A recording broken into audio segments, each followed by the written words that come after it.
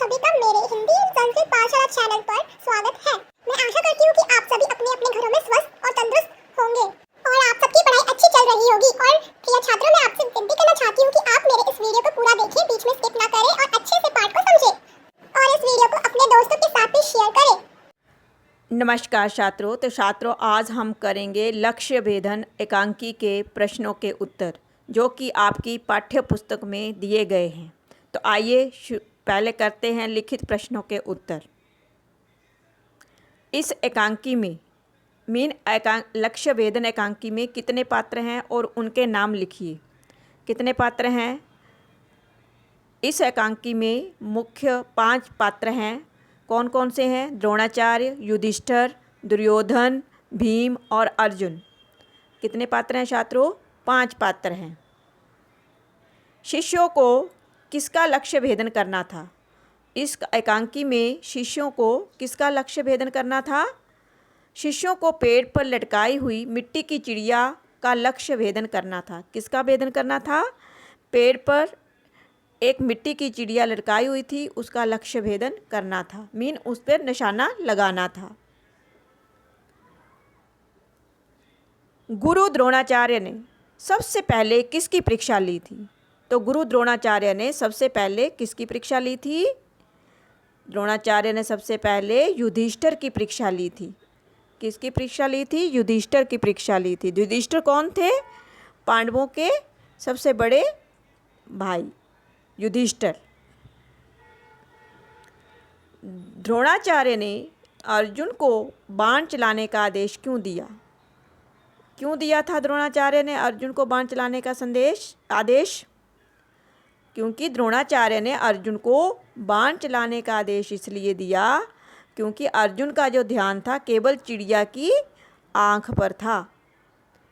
वो एकाग्रचित व्यक्ति था।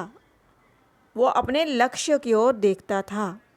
ध्यान देता था अपने लक्ष्य की ओर। तो अर्जुन जो था, अर्जुन को क्या दिखाई दे रही थी? चिड़िया की आंख।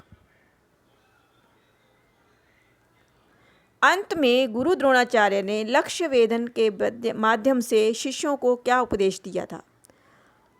एकांकी के अंत में आपने पढ़ी थी एकांकी, तो उसके अंत में शिष्यों को क्या उपदेश दिया था? उन्होंने ये उपदेश दिया कि किसी भी कार्य में सफलता पाने के लिए एकाग्रता या ध्यान देना बहुत ज़रूरी होता है। कोई भी काम पूरा करना है तो उसकी तरफ हमें ध्यान देना बहुत ज़रूरी है। एकाग्र होना बहुत ज़रूरी है, तभी हम लक्ष्य को प्राप्त कर सकते हैं। अब करते हैं मौखिक प्रश्नों के उत्तर। द्रोणाचार्य किन के गुरु थे तथा इन्हें क्या सिखाते थे? यहाँ 2 प्रश्न हैं। तो द्रोणाचार्य जो थे कौरवों और पांडवों के गुरु थे। तो यहाँ पर दूसरे प्रश्न का उत्तर नहीं दिया गया है। आप वैसे ही सुन लो कि उन्हें क्या सिखाते थे? धनुर्विद्या सिखाते थे। धनुष चलाना सिखाते थे। गुरुजी ने सभी राजकुमारों को क्यों बुलाया था? गुरुजी ने छात्रों सभी राजकुमारों को परीक्षा लेने के लिए बुलाया था। उनकी परीक्षा लेनी थी, इसलिए उन्होंने बुलाया। युधिष्ठिर को क्या क्या चीज़ें दिखाई दे रही थी? युधिष्ठिर को जब निशाना साधने के लिए बोला तो उनको क्या क्या चीज़ें दिखाई दे रही थी?